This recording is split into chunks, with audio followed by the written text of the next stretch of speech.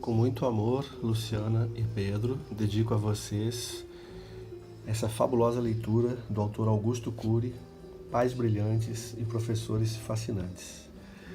Depois, Os Melhores Pais do Mundo, como esforço em conjunto para superarmos os obstáculos que estamos passando nessa pandemia. Prefácio: Para onde caminha a juventude? 7 hábitos dos pais bons e dos pais brilhantes.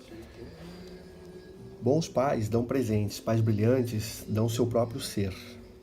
Bons pais nutrem o corpo, pais brilhantes nutrem a personalidade. Bons pais corrigem erros, pais brilhantes ensinam a pensar. Bons pais preparam os filhos para os aplausos, pais brilhantes preparam os filhos para os fracassos. Bons pais conversam, pais brilhantes dialogam como amigos. Bons pais dão informações, pais brilhantes contam histórias. Bons pais dão oportunidades, pais brilhantes nunca desistem.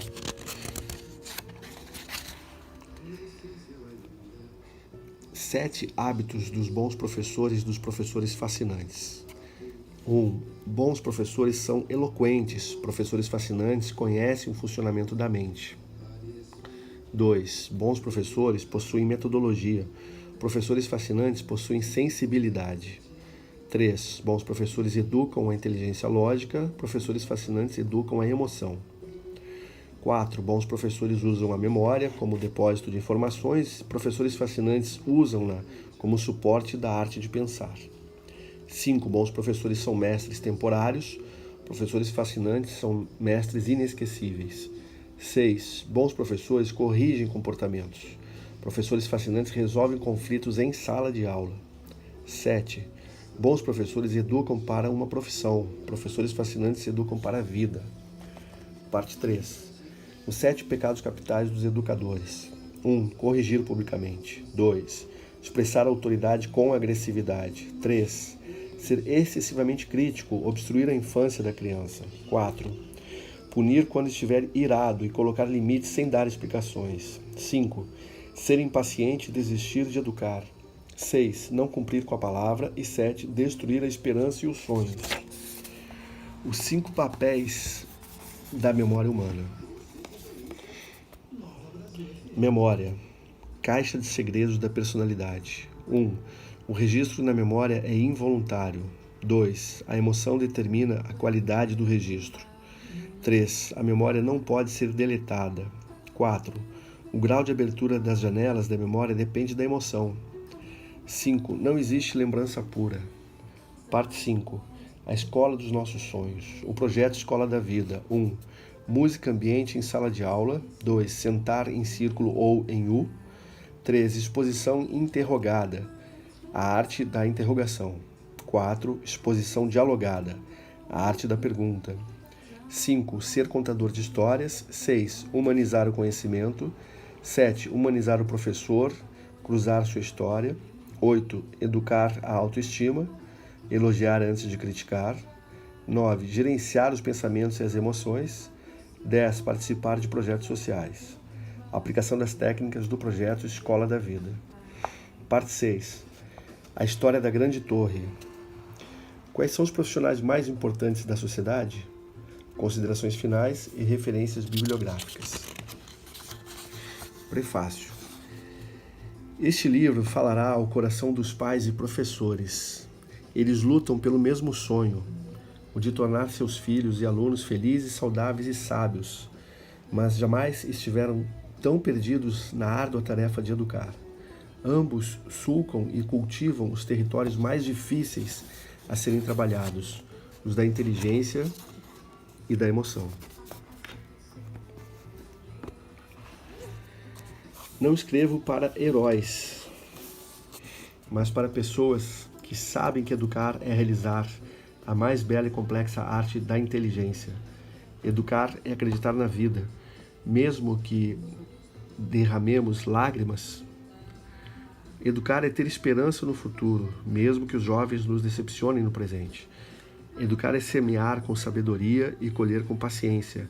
Educar é ser um garimpeiro que procura os tesouros do coração. A quem interessa este livro? Aos pais, aos professores da pré-escola, do ensino fundamental, médio e universitário. aos psicólogos, aos profissionais de recursos humanos, aos jovens e a todos os que desejam conhecer alguns segredos da personalidade e almejam enriquecer suas relações sociais. Não comentarei regras, pois, no calor dos problemas do cotidiano, elas se evaporam. Discutirei ferramentas psicológicas que poderão promover a formação de pensadores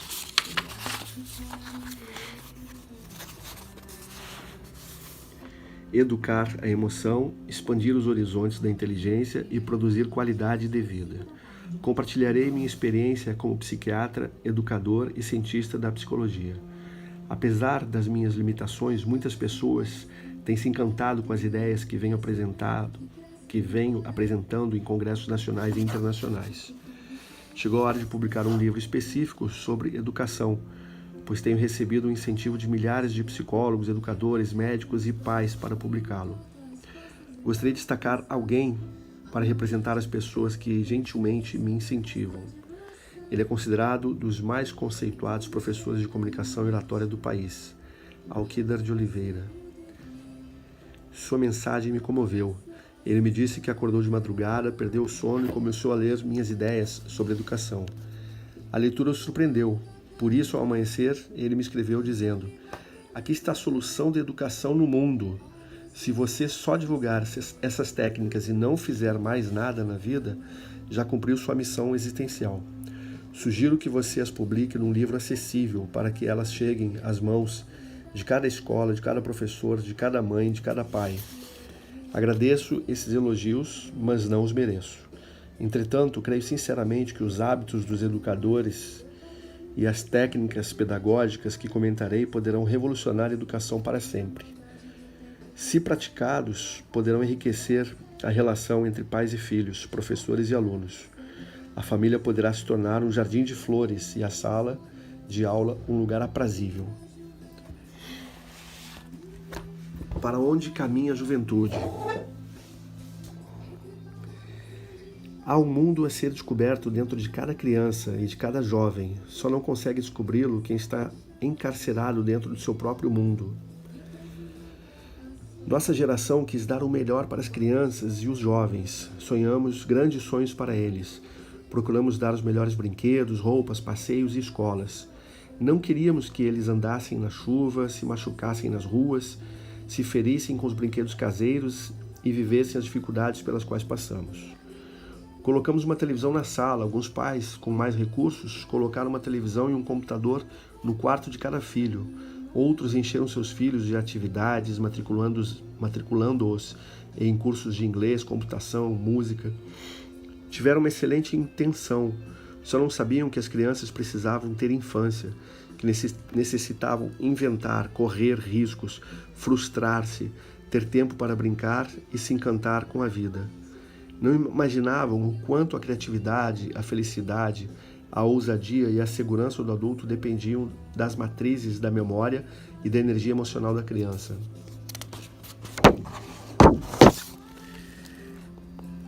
Não compreenderam que a TV, os brinquedos manufaturados, a internet e o excesso de atividades obstruíam a infância dos seus filhos.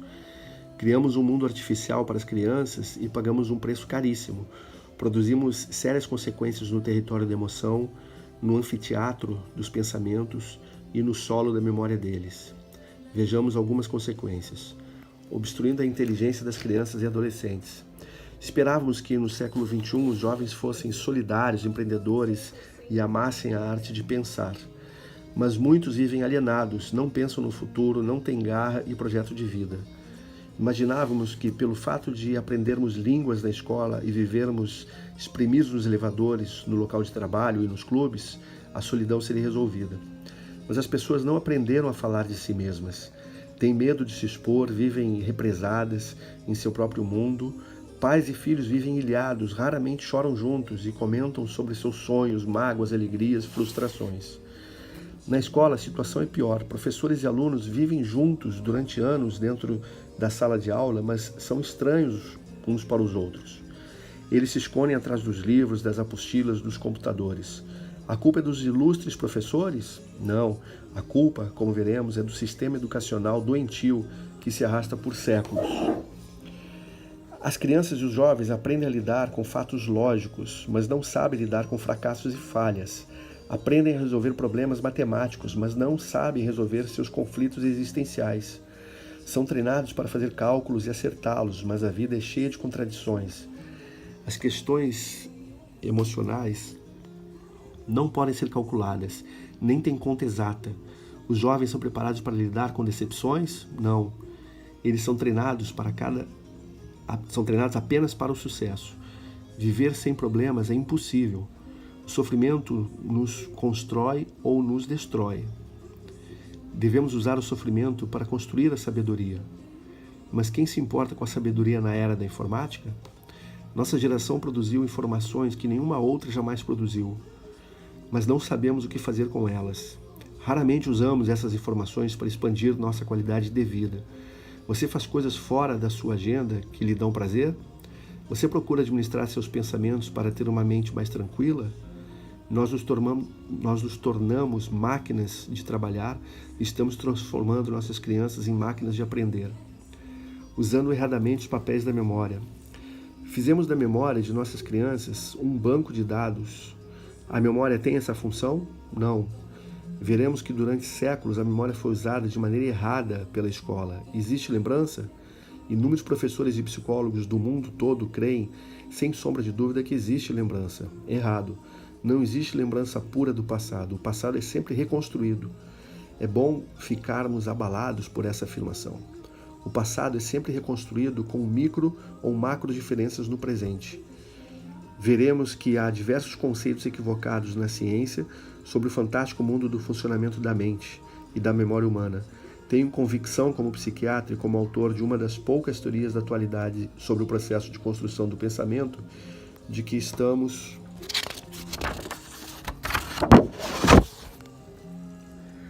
obstruindo a inteligência das crianças e o prazer de viver com o excesso de informações que estamos oferecendo a elas. Nossa memória virou um depósito de informações inúteis. A maioria das informações que aprendemos não será organizada na memória e utilizada nas atividades intelectuais. Imagine um pedreiro que a vida toda acumulou pedras para construir uma casa. Após construí-la, ele não sabe o que fazer com as pilhas de pedras que sobraram. Gastou a maior parte do seu tempo inutilmente. O conhecimento se multiplicou e o número de escolas se expandiu, como em nenhuma outra época. Mas não estamos produzindo pensadores. A maioria dos jovens, incluindo universitários, acumula pilhas de pedras, mas constroem pouquíssimas ideias brilhantes. Não é à toa que eles perderam o prazer de aprender. A escola deixou de ser uma aventura agradável. Paralelamente a isso, a mídia os seduziu com estímulos rápidos e prontos. Eles tornaram-se amantes do fast food emocional.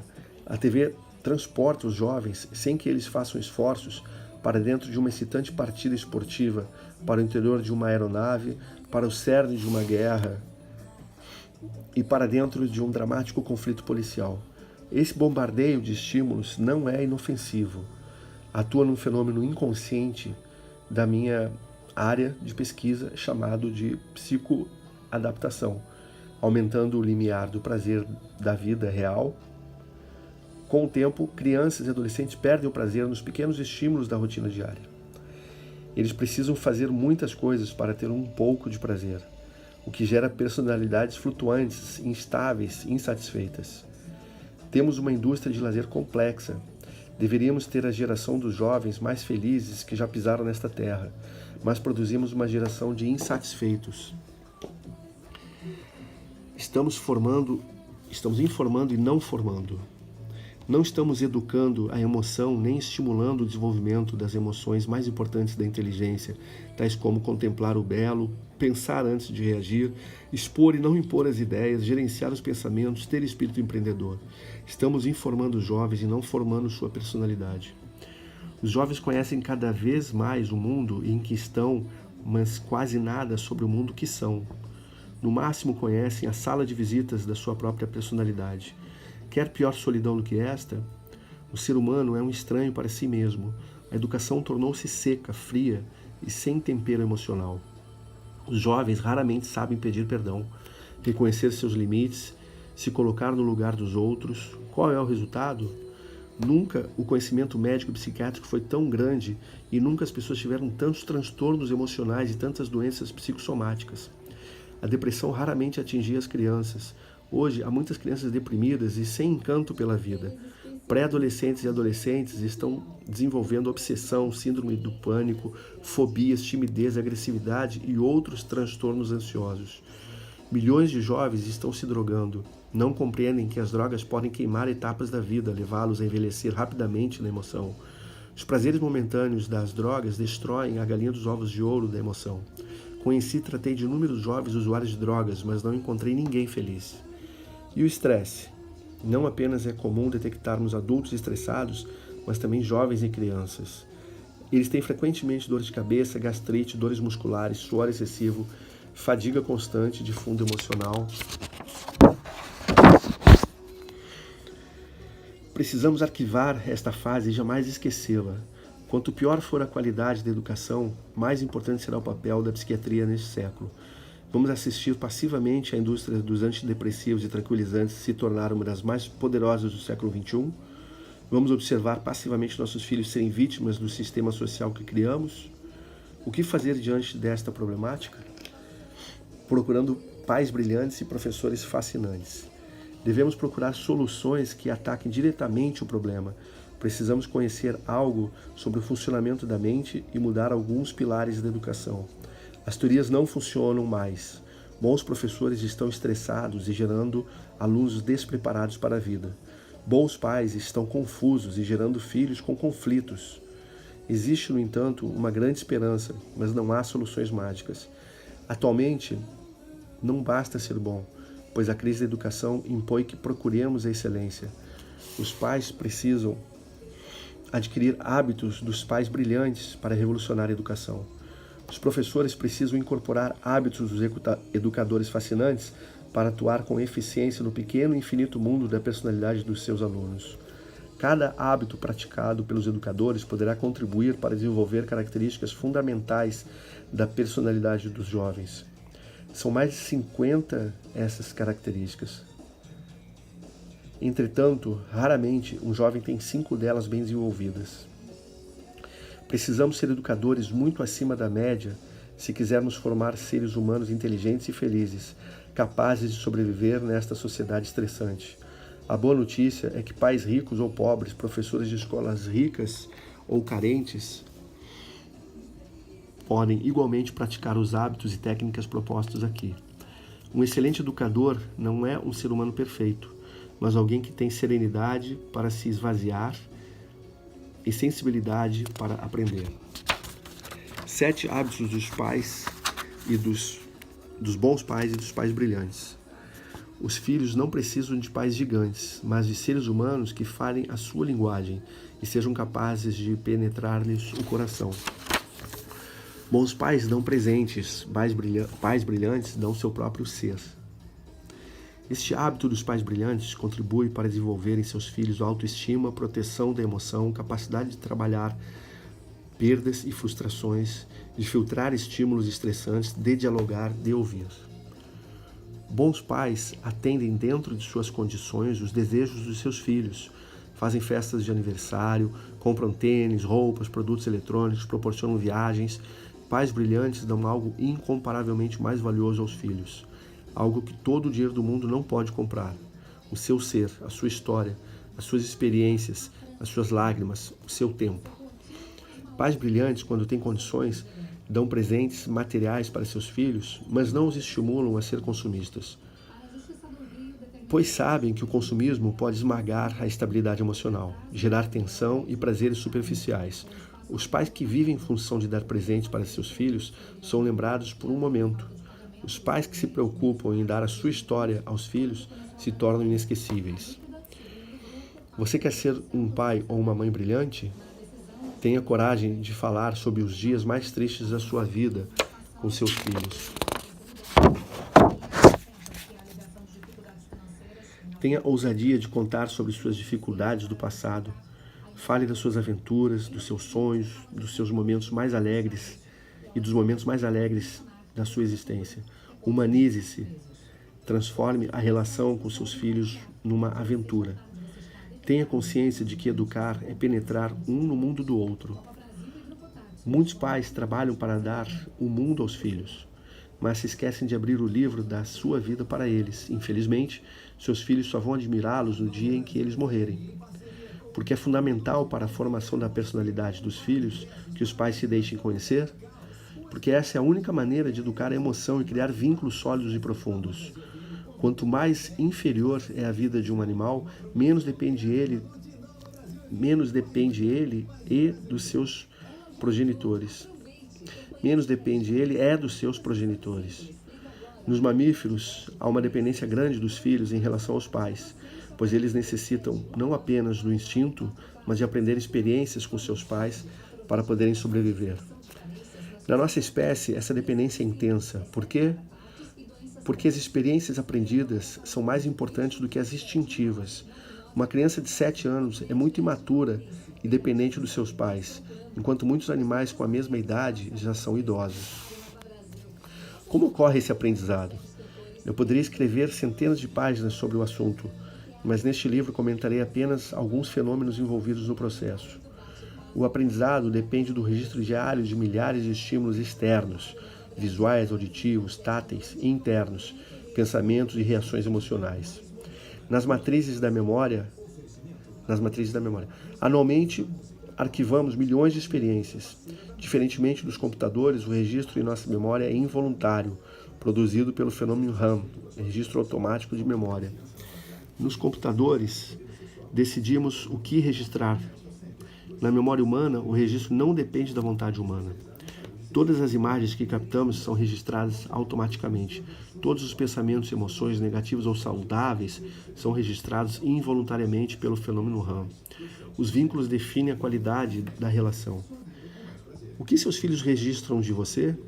As imagens negativas ou positivas? Todas. Eles arquivam diariamente os seus comportamentos, sejam eles inteligentes ou estúpidos.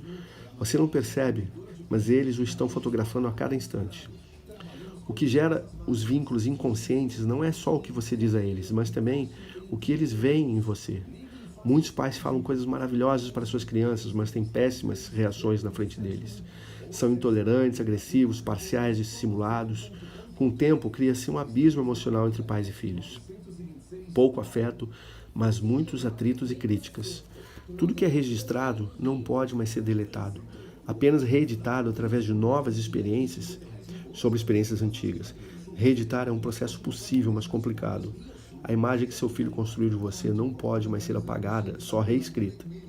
Construir uma excelente imagem estabelece a riqueza da relação que você terá com seus filhos.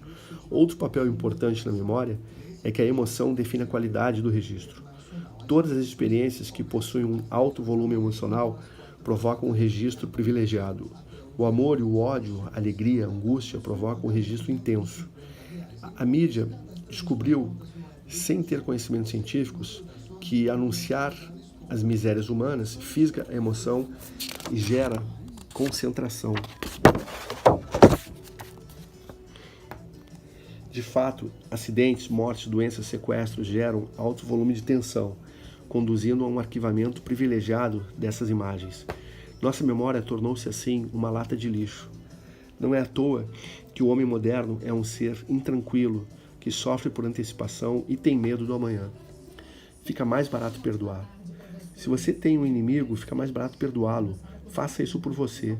Caso contrário, o fenômeno RAM o arquivará privilegiadamente. O inimigo dormirá com você e perturbará seu sono.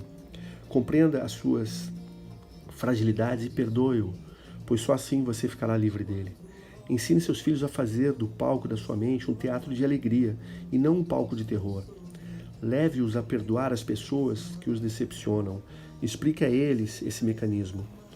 Nossas agressividades, rejeições e atitudes impensadas podem criar um alto volume de tensão emocional em nossos filhos, gerando cicatrizes para sempre.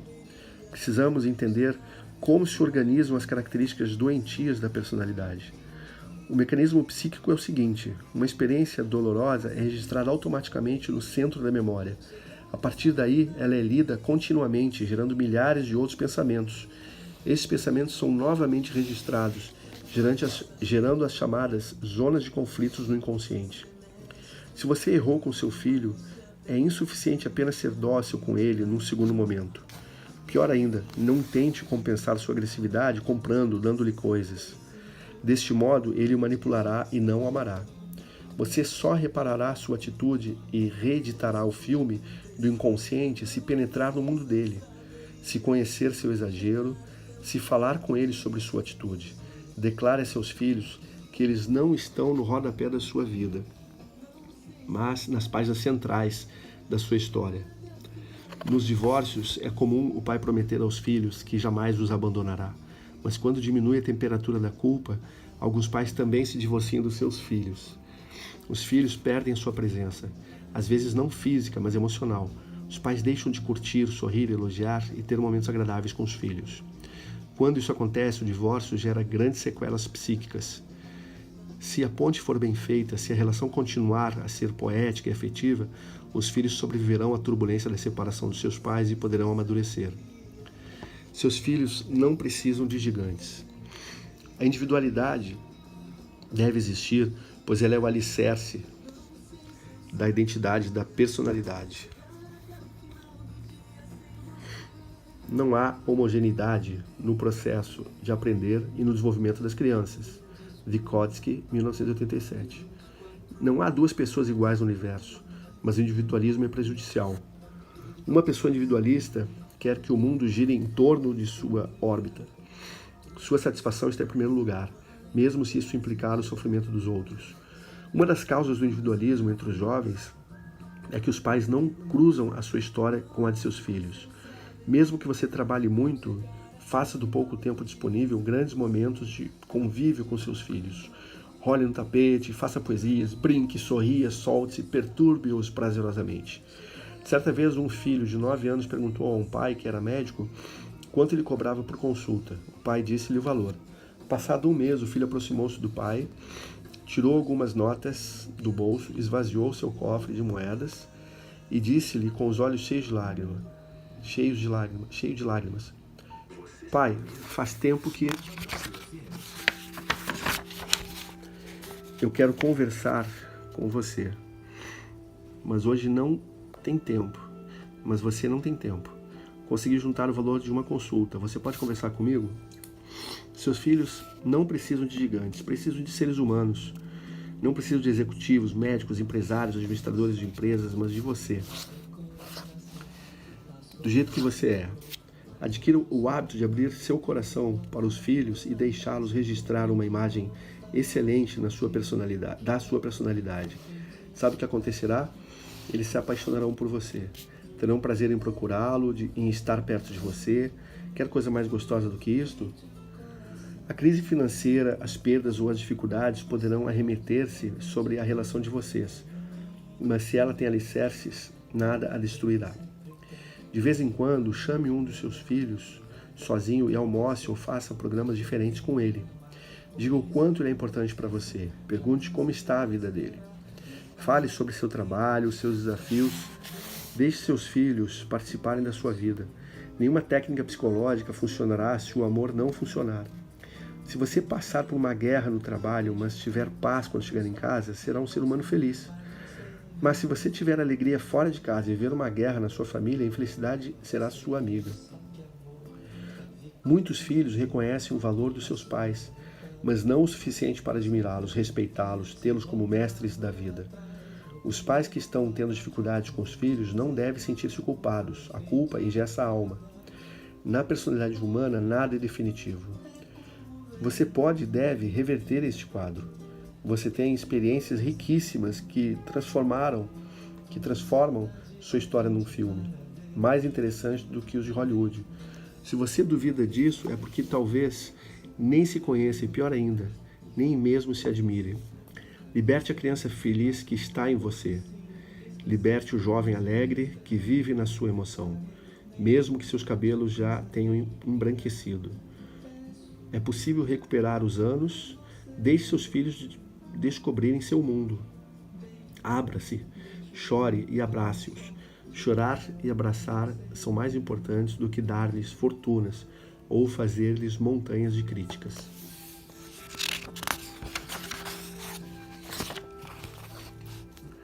Bons pais nutrem o corpo, pais brilhantes nutrem a personalidade. Este hábito dos pais brilhantes contribui para desenvolver reflexão, segurança, liderança, coragem, otimismo, superação do medo, prevenção de conflitos. Bons pais cuidam da nutrição física dos filhos, estimulam-nos a ter uma boa dieta, com alimentos saudáveis, tenros e frescos.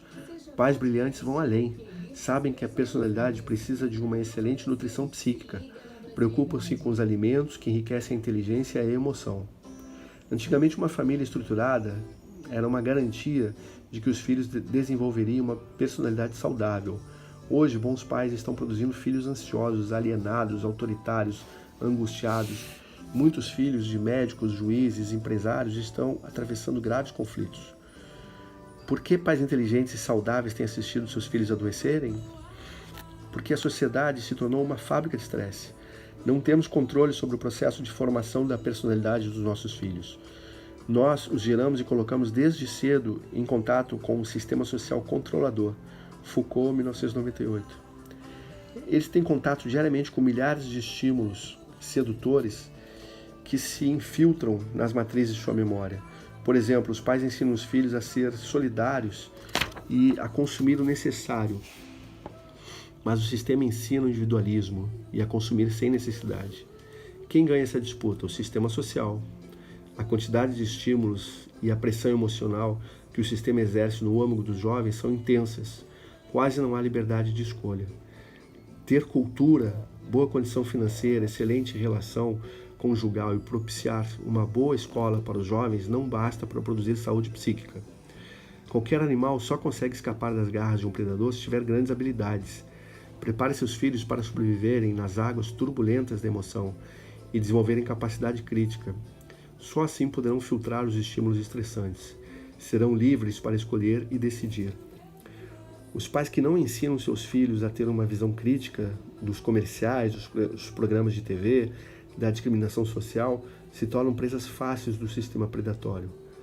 Para esse sistema, por mais ético que ele pretenda ser, seu filho é apenas um consumidor em potencial e não um ser humano. Prepare seu filho para ser, pois o mundo o preparará para ter. Alimente a inteligência. Bons pais ensinam os filhos a escovar os dentes. Pais brilhantes os ensinam a fazer uma higiene psíquica. Inúmeros pais imploram diariamente para que os filhos façam a higiene bucal. Mas e a higiene emocional? De que adianta prevenir cáries se a emoção das crianças se torna uma lata de lixo de pensamentos negativos, manias, medos, reações impulsivas e apelos sociais? Por favor, ensine os jovens a proteger sua emoção. Tudo que atinge frontalmente a emoção atinge drasticamente a memória e constituirá a personalidade. Certa vez, um excelente jurista me disse no consultório que se tivesse sabido proteger a sua emoção desde pequeno, sua vida não teria sido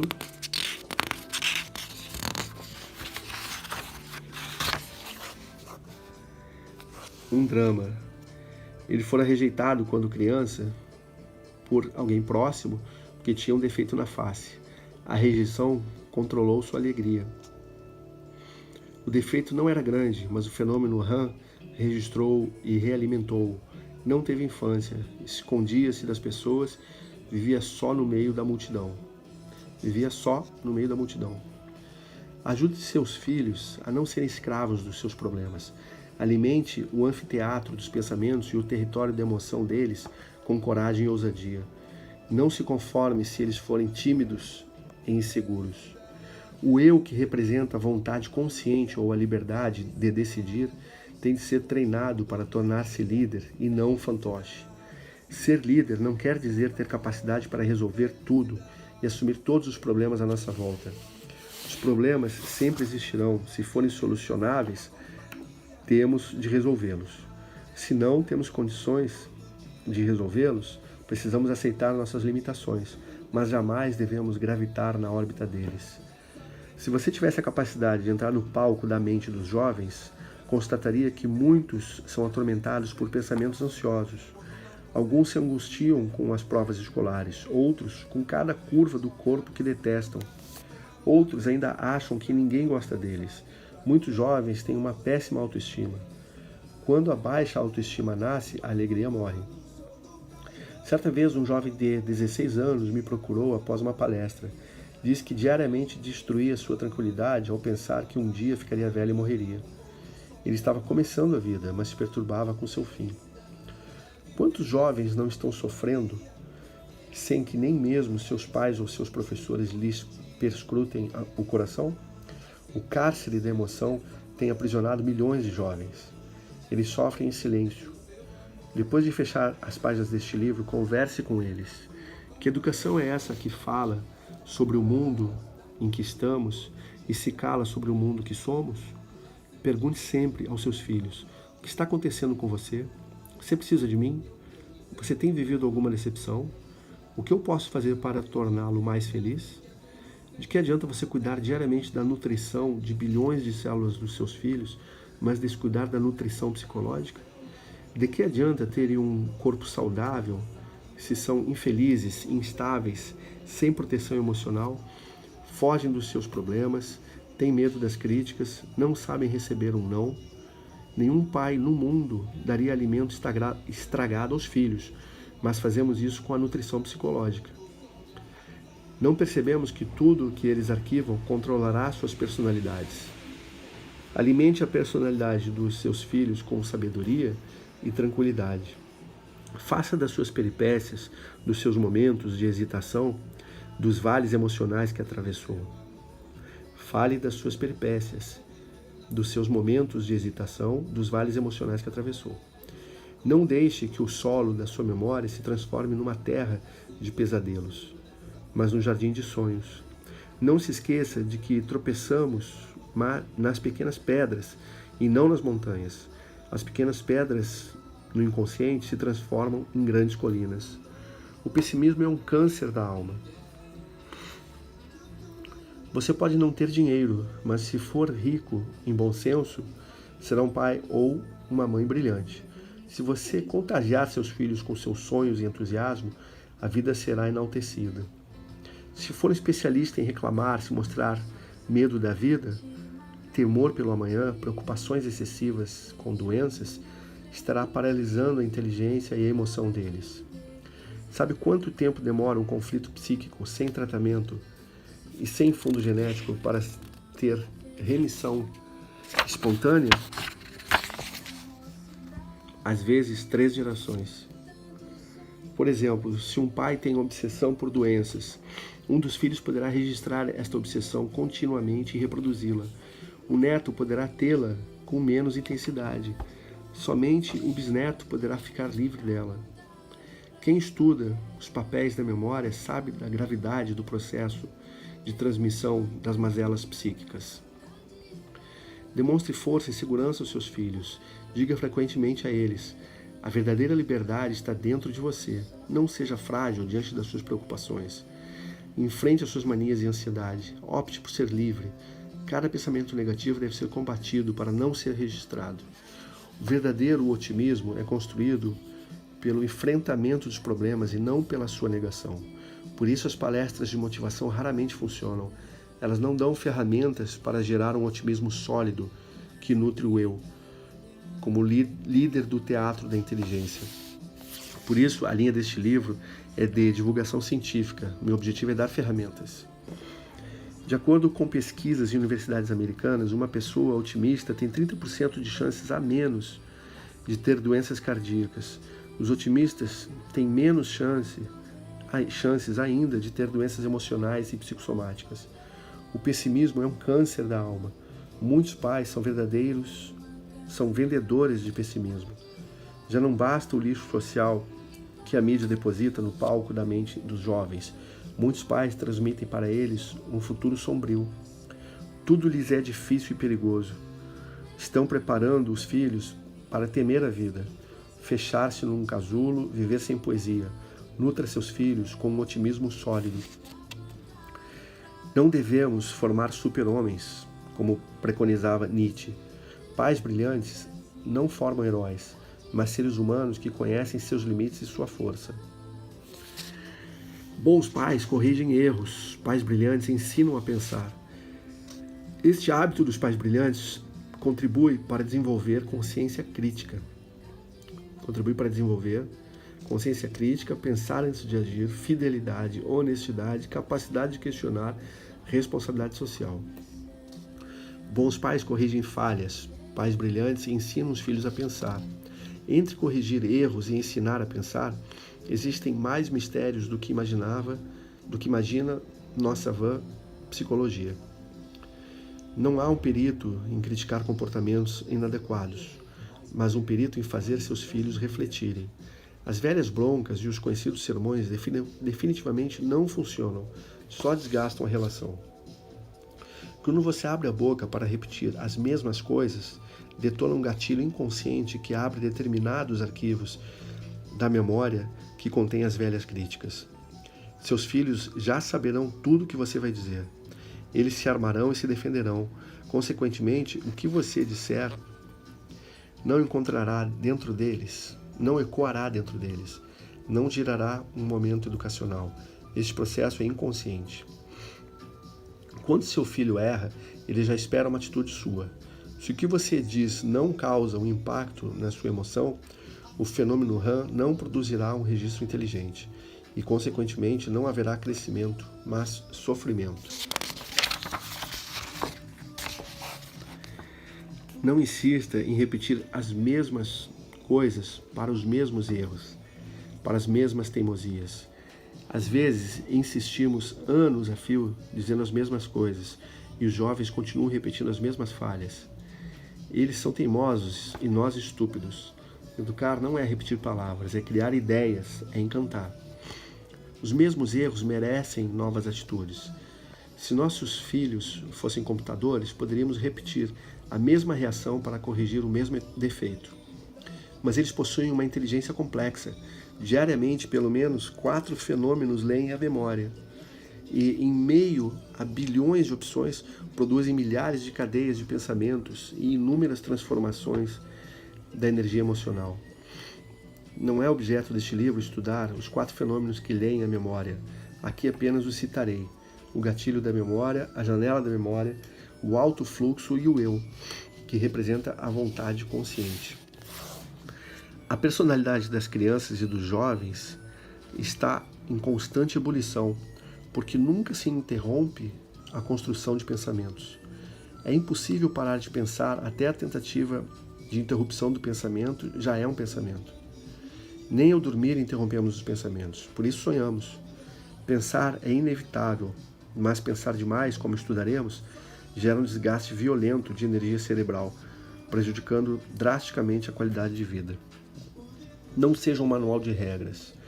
Os computadores são pobres engenhocas comparados à inteligência de qualquer criança, mesmo das crianças especiais. Mas insistimos em educar nossos filhos como se fossem aparelhos lógicos que precisam apenas seguir um manual de regras. Cada jovem é um mundo a ser explorado. Regras são boas para consertar computadores. Dizer faça isso ou não faça aquilo, sem explicar as causas, sem estimular a arte de pensar, produz robôs e não jovens que pensam. Creio que 99% das críticas e das correções dos pais são inúteis, não influenciam a personalidade dos jovens. Além de não educar, elas geram mais agressividade e distanciamento. O que fazer? Surpreendê-los. Pais brilhantes conhecem o funcionamento da mente para educar melhor. Eles têm consciência de que precisam ganhar primeiro o território da emoção, para depois ganhar o anfiteatro dos pensamentos e, em último lugar, conquistar os solos conscientes e inconscientes da memória, que é a caixa de segredos da personalidade. Eles surpreendem a emoção com gestos ímpares. Deste modo, geram fantásticos momentos educacionais. Os pais podem ler durante décadas minha teoria, as ideias de Piaget, a psicanálise de Freud, as inteligências múltiplas de Gardner, a filosofia de Platão, mas se não conseguirem encantar, ensinar e pensar e conquistar o armazém da memória de seus filhos, nenhum estudo terá aplicabilidade e validade. Surpreender os filhos é dizer coisas que eles não esperam, reagir de modo diferente diante dos seus erros, superar as suas expectativas. Por exemplo, seu filho acabou de levantar a voz para você, o que fazer? Ele espera que você grite e o castigue, mas em vez disso, você inicialmente se cala, relaxa e depois diz algo que o deixa pasmo. Eu não esperava que você me ofendesse desse jeito. Apesar da dor que você me causou, eu amo e respeito muito você. Após dizer essas palavras, o pai sai de cena e deixa o filho pensar. A resposta do pai abalará os alicerces da sua agressividade. Se você quiser causar um impacto enorme no universo emocional, racional dos seus filhos, use a criatividade.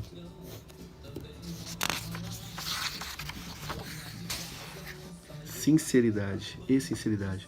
Você conquistará os inconquistáveis.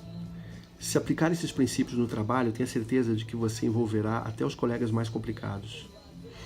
Entretanto, não é apenas com um gesto que você garantirá a conquista, mas através de uma pauta de vida.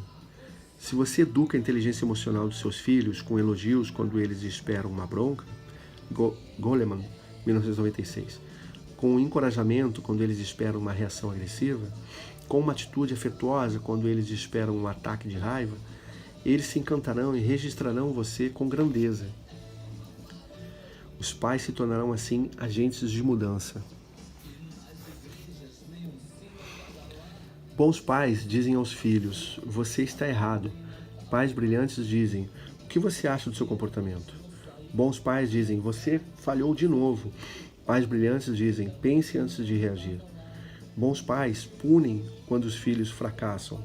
Pais brilhantes os estimulam a fazer de cada lágrima uma oportunidade de crescimento. Geração do hambúrguer emocional. A juventude sempre foi uma fase de rebeldia às convenções dos adultos. Mas a atual geração produziu um feito único na história. Matou a arte de pensar e a capacidade de contestação da juventude. Os jovens raramente contestam o comportamento dos adultos. Por quê? Porque eles amam o veneno que produzimos. Eles amam o sucesso rápido, o prazer imediato, os holofotes da mídia, ainda que vivam no anonimato. O excesso de estímulo gerou uma emoção flutuante, sem capacidade contemplativa. Até seus modelos de vida têm de ter um sucesso explosivo. Querem ser personagens como artistas ou esportistas que do dia para a noite conquistam fama e aplausos. Os jovens vivem a geração do hambúrguer emocional. Detestam a paciência, não sabem contemplar o belo nas pequenas coisas da vida. Não lhes peça para admirarem as flores, os entardeceres, as conversas singelas. Para eles tudo é uma chatice. As críticas dos pais e dos professores são insuportáveis, raramente eles as ouvem com atenção. Como ajudá-los? Saia do lugar comum. Uma das coisas mais importantes na educação é levar um filho a admirar seu educador. Um pai pode ser um trabalhador braçal, mas se encanta seu filho, será grande dentro dele. Um pai pode ser grande no meio empresarial, ter milhares de funcionários, mas se não encantar seu filho, será pequeno em sua alma. Seja um mestre da inteligência, ensine-os a pensar, deixe-os fotografar a pessoa brilhante que você é.